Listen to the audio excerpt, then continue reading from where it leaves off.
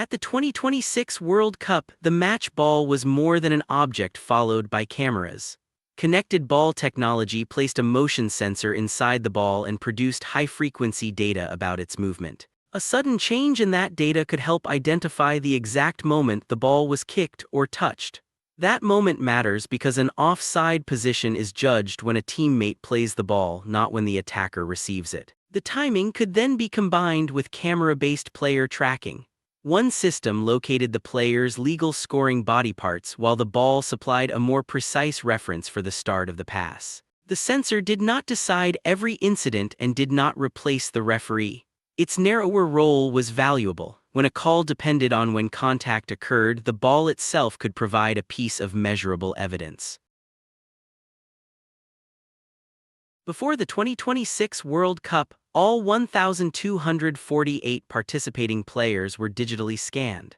FIFA and its technology partner moved scanning equipment among all 48 teams to create a precise three-dimensional model for every player. The models captured body part dimensions needed by advanced semi-automated offside technology. Accurate proportions helped the tracking system identify the playable parts of a body during fast or partly obstructed movement. FIFA said the avatars were used exclusively for the offside system and its animation. They supported measurements for officials and created a clearer three-dimensional explanation for viewers after a decision. These were not entertainment characters created for celebrity imitation. They were measured officiating tools, a tournament-wide database of body models built to make a few centimeters easier to track and explain. An advanced offside decision at the 2026 World Cup began with two kinds of evidence. Cameras tracked player positions and the connected ball helped identify the moment a pass was played. The system compared the attacker's playable body parts with the second-last defender. For a clear positional offside, the improved process could send an alert directly to the match officials on the field. That speed had an additional purpose, reducing the period in which play continued after an obvious offside when players could sprint, collide, or be injured during action that would later be cancelled. The technology remained semi-automated because position is not the whole law. If an offside player did not touch the ball, officials still had to judge whether that player interfered with an opponent or the play. Every group stage match at the 2026 World Cup used referee view, a small camera securely worn on the main official's head to capture high-definition video and audio from the center of play. That viewpoint is naturally difficult. A referee accelerates, turns, looks across bodies and changes direction while trying to avoid the ball so the raw image can contain heavy shake and motion blur. A proprietary stabilization algorithm corrected the most excessive movement.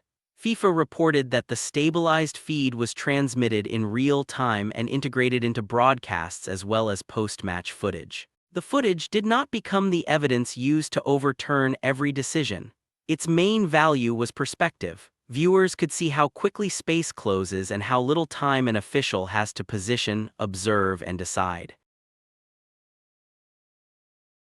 All 48 teams at the 2026 World Cup interacted with FIFA AI Pro, a post-match analysis assistant built specifically for national team coaching and match analysis staff. The tool could query official event data, tracking data, match footage, and three-dimensional video through ordinary language. FIFA said teams used it in 15 languages during the tournament. Its job was to accelerate report generation and help staff retrieve specific patterns after matches. It was not permitted as a live in-game decision system and did not replace coaches or analysts. The equal access mattered because national teams arrive with very different budgets and staff sizes. The platform could not equalize player quality, but it reduced one gap in who could interrogate the tournament's official data. World Cup 2026 technology could measure some football events with exceptional precision, but it could not turn every law into a fully automatic, final, clear, and undisputed answer. Connected ball timing and player tracking can help establish facts.